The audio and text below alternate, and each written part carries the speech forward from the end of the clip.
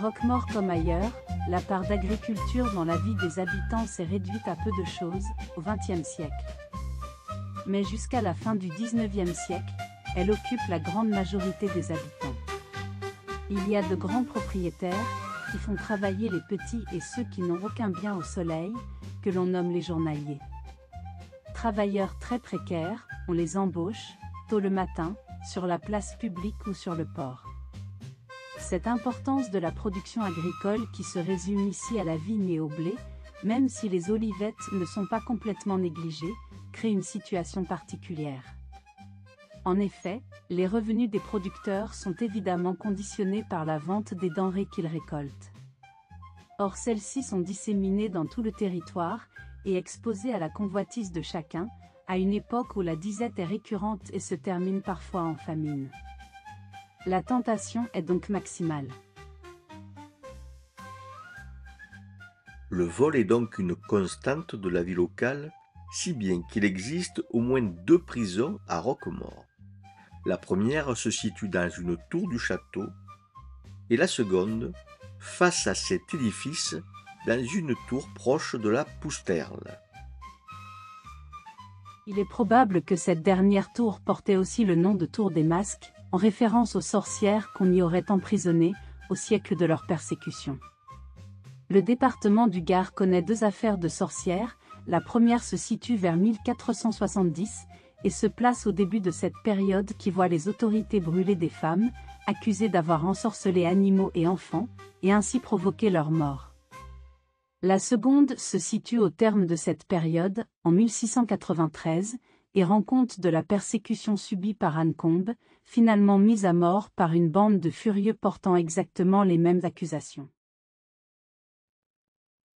Ces 2 tours ont accueilli des locataires moins exotiques et moins innocents que ces femmes exécutées par milliers.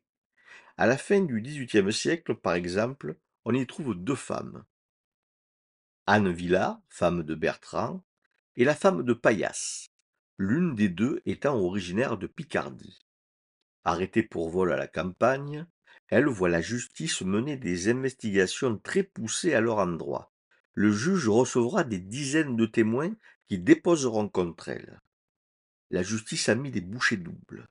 Copieuse, la documentation nous offre les portraits de 2 femmes passant leur temps à voler et revendre. L'une d'entre elles tenant même une boutique officieuse où viennent faire plus ou moins discrètement leurs emplettes certains habitants de la ville. Les témoignages se succèdent et pour certains remontent jusqu'à plus de 10 ans. On comprend que ces 2 femmes vont être jugées pour toute leur œuvre. Voilà 2 épouses qui, avec leur mari, arpentaient la campagne alentour, la nuit, pour garnir des paniers. Cette petite troupe se vante en ville de gagner plus en 1 heure de nuit que tous ces couillons en toute une journée. La Bertrande vole même les chemises de son voisin lorsqu'il les étend. 6 ans plus tôt, en 1783 donc, elle arrache de jeunes plants de sol et s'en fait un fagot. Surprises, les 2 femmes, souvent ensemble, se tapent le cul qu'elles tournent vers celui qui les a prises sur le fait, volant des pommes de terre, en 1789. À plusieurs reprises, elles sortent le couteau lorsqu'elles sont dérangées dans leur larcin. Une mère de famille, reçue comme témoin, raconte qu'une des accusées vient chez elle, quand elle n'y est pas, pour cuire avec son huile, achetant le silence de ses enfants en leur donnant à manger ce qu'elle cuisine.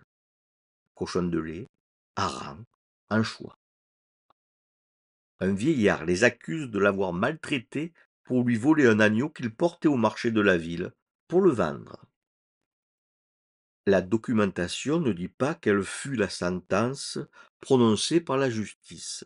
Les galères ayant été abolies, il est fort probable qu'elles aient été bannies de la ville.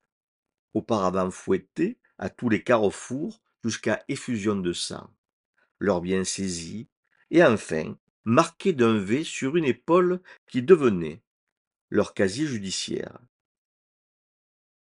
Depuis cette époque, les peines ont perdu leur dimension corporelle. L'évolution des sensibilités a fini par ranger au rang des barbaries ces manières de punir. La privation de liberté est devenue centrale en matière de répression. La généralisation de la détention en prison a été à cette époque perçue comme un progrès. Notre regard actuel sur les dispositifs carcéraux a très certainement évolué depuis.